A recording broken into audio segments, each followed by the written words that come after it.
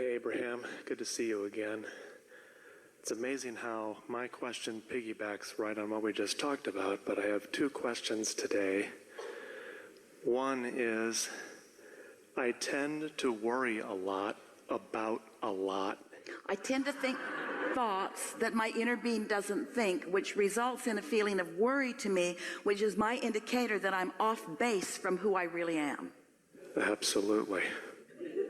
So our answer to that is don't do that anymore. What's next? Thank you.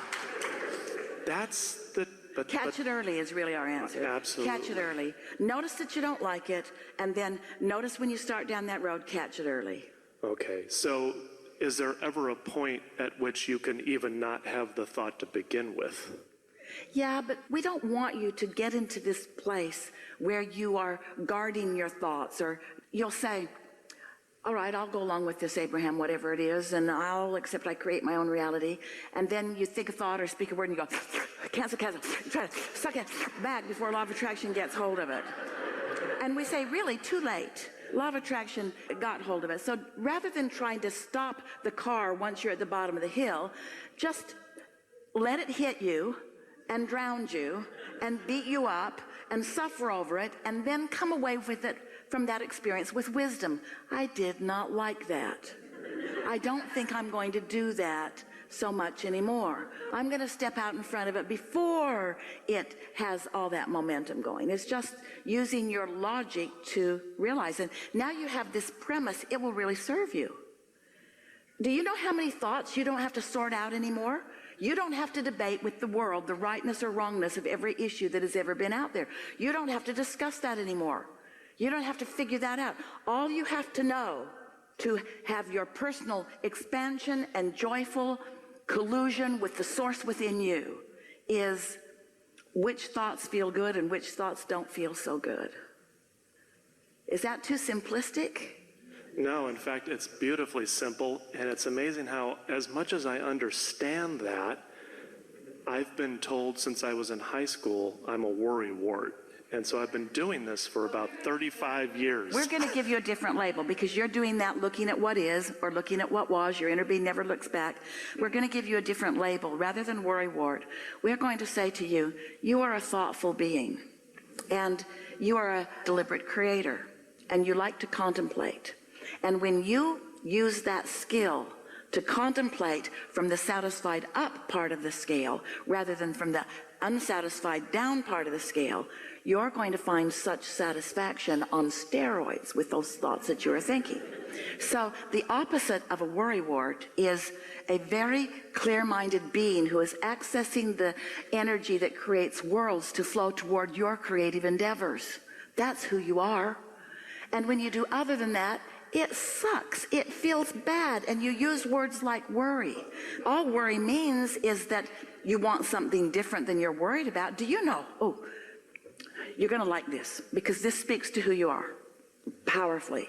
Every subject is really two subjects, wanted and absence of what is wanted. So when you are in contrast, in the middle of contrast, worrying, feeling worry because you're there, you know what else is happening at the same time? As you are focused upon the problem, which is why you worry, you are creating the solution. At the same moment, thank you very much. Thank you very much. We really mean that.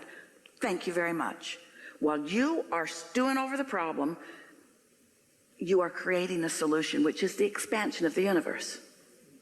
So, you might just think about that while you're worrying.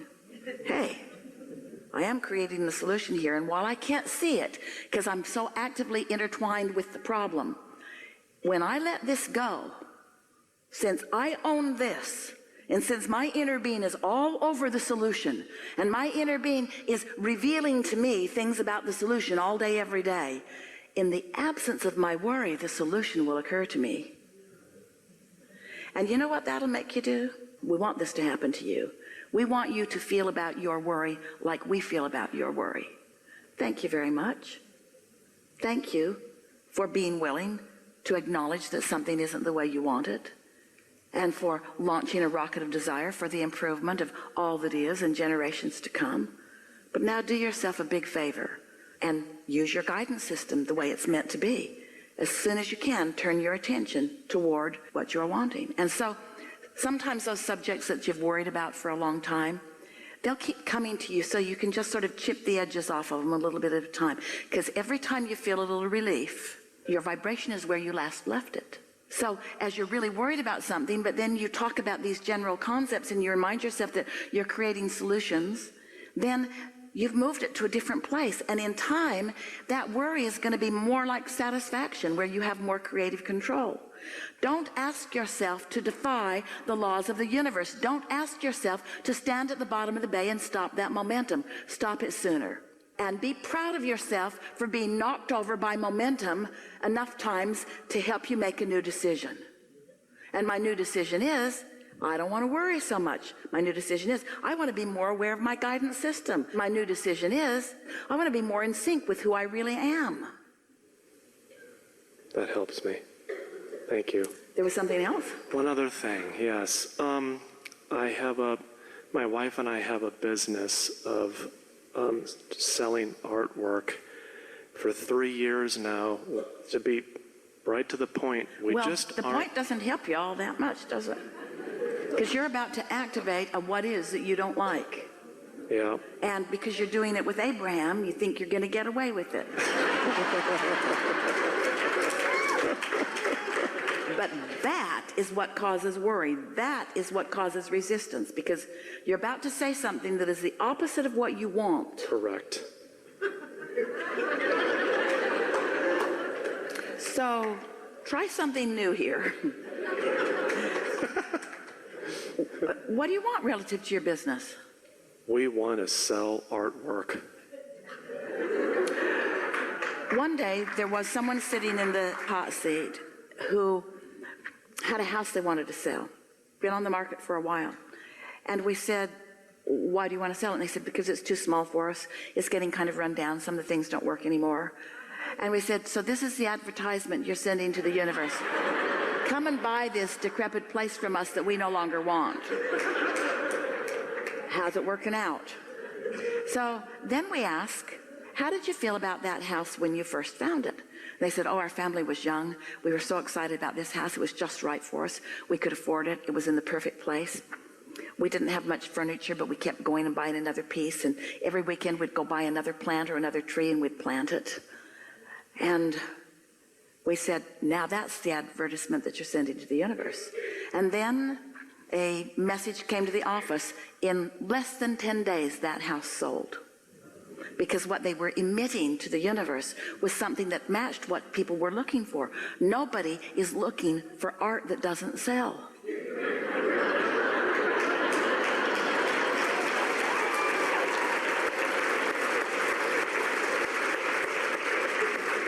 They're looking for beautiful art that you've found from around the world. They're looking for beautiful art that you feel the resonance with. They're looking for art that the artist has imbued their piece with who they are. They're looking for pieces that make them feel. They're looking for pieces that match their spaces. All kinds of people are looking for what you have. And when that's the vibration that you're emanating, those people will flock to you. Now let's take the conversation we were having earlier. Let's bring it here. The vibration that you're offering of disappointment and concern and worry, what kind of art buyers match up with that? People that don't have any money, people who don't know what looks good where, people who can't make up their mind, people who are bored, people who have no taste at all. Really, you see what we're getting at? If you're emanating that vibration, then that's what you're rendezvousing with. People who can't get out of bed, people who don't get in their car and go anywhere, people who just want to watch TV all day. But when you send this advertisement to the universe, when you get excited about your gallery, when you get excited about your pieces, when you feel the beauty of them and you feel the appreciation for the creation of them, and that's what you're emanating, a whole different segment of society will come to you. And it doesn't matter by what path you think they're going to come, because they don't ever come through the path you think they're going to come. Somebody will tell somebody will tell somebody will tell somebody will tell somebody. All kinds of inspiration will come to you. And the process of enlivening your path will be a life-giving process to you too. You'll look back on those days because you know what you remember most? You remember most, even though we're not encouraging you to spend very much time remembering. You remember when momentum is beginning. You remember those moments from relief into some momentum. And hear this. This is the most significant thing that we've said all day. When you find yourself comfortably resting in satisfaction, where you are in the control of whether you go more or less satisfied. In this satisfied end of the equation, where there's no resistance, momentum picks up speed so quickly. So quickly. You know why? Your inner being's all over it. That's what your inner being's been knowing. And when you know, when you turn in the direction of what your inner being knows, whoa! That's why people will say, I languished all my life and then I had my breakthrough and I was an overnight success. And we say, no, you weren't. You had all that contrast that set you up for that. But you don't have to pay any more price. You've already created it. It's in your vortex. Now just let it rip. Okay. Thank you.